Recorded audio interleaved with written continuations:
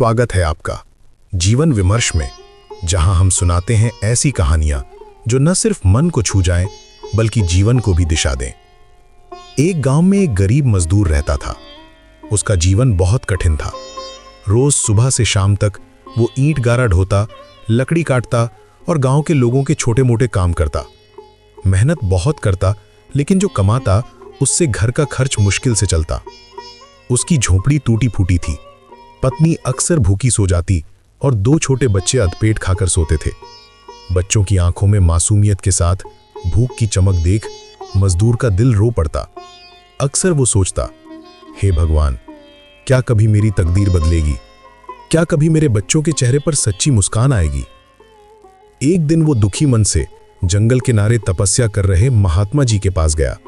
उनके चरणों में सिर रखकर बोला, गुरुदेव, मैं बहुत गरीब हूं, मेहनत करता हूं, लेकिन मेरे परिवार का पेट तक नहीं भर पाता। कृपा करके मुझे कोई सहारा दीजिए। महात्मा जी ने उसकी करुण स्थिति देखी और पास बंधा एक गधा उसे सौंप दिया। बोले, बेटा, ये गधा तेरा सहायक बनेगा। इसे प्रेम और सही काम में लगाना, ये तुझे सुख देगा। गधा पाकर मजदूर की खुशी का ठिकाना न रहा। उसने गधे का खूब ख्याल रखा। अब ईंट गारा, लकड़ी, मिट्टी, पानी, सब काम गधे की मदद से आसान हो गए। पहले जहां उसे दिन भर में मुश्किल से 2 काम मिलते थे, अब 4-4 लोग उसे काम देने लगे, क्योंकि उसके पास गधा था। धीरे धीरे उसकी मजदूरी बढ़ने लगी। घर की हालत सुधरने लगी। झोपड़ी की जगह उसने कच्चा पक्का घर बना लिया। बच्चे भरपेट खाना खाने लगे और उनके चेहरे पर मुस्कान लौट आई। पत्नी के चेहरे पर भी अब चिंता की जगह संतोष झलकने लगा। गांव वाले भी कहते, देखो, मेहनत और विश्वास का फल। गधा सचमुच इसका सहारा बन गया। मजदूर भी हर रात गधे को सहलाते हुए कहता, तू तो मेरे लिए भगवान का भेजा हुआ फरिश्ता है। तेरे बिना मेरा परिवार कभी खुश नहीं हो सकता था।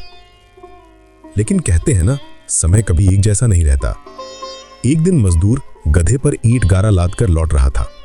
रास्ते में अचानक गधा ठोकर खाकर गिर पड़ा। चोट इतनी गहरी थी कि कुछ ही घंटों में गधा मर गया। मजदूर का दिल टूट गया। उसका सहारा छिन गया। वो गधे के पास बैठकर फूट फूट कर रोने लगा। हे भगवान, ये तूने क्या किया? जिस गधे ने मुझे जीवन दिया, उसे तूने क्यों छीन लिया? गधे की मौत के बाद मजदूर का मन टूट गया। रात का समय था। घना जंगल, पास ही बहती नदी और आसमान में छाई सन्नाटे वाली चांदनी। मजदूर ने थक कर कांपते हाथों से मिट्टी खोदी और अपने साथी गधे को उसमें दफना दिया। आंखों से आंसू बहते रहे और दिल से निकलती सिसकियां जंगल की खामोशी में गूंजती रहीं। उसने कब्र पर सरसों के 2 फूल रख दिए और वहीं बैठकर पूरी रात रोता रहा। सुबह जब राहगीर वहां से गुजरे तो उन्होंने देखा कि एक गरीब मजदूर मिट्टी के ढेर के पास बैठा है। किसी ने पूछा, भाई, यहां क्या हुआ है? मजदूर ने आंसू पोंछते हुए मिट्टी की ओर इशारा किया और धीमे स्वर में बोला, यहां मेरा सब कुछ सो रहा है। यही मेरा सहारा था, यही मेरी दुनिया थी। राहगीरों को लगा कि शायद कोई चमत्कारी शक्ति या देवता इस जगह पर है।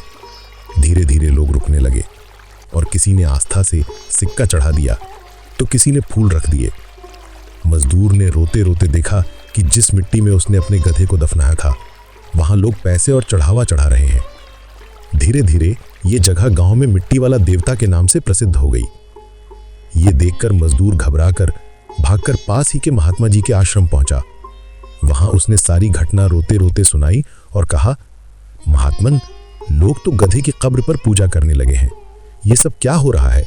मैं तो समझ ही नहीं पा रहा हूं। महात्मा जी शांत स्वर में मुस्कुराए और बोले, बेटा, वो गधा मैंने तुझे तेरी मेहनत आसान करने के लिए दिलवाया था, न कि लोगों को अंधविश्वास में डालने के लिए। गधा जीवित था तो सचमुच तेरी मदद करता था, लेकिन अब वो मर चुका है। लोग जो कर रहे हैं वो केवल अंधविश्वास है।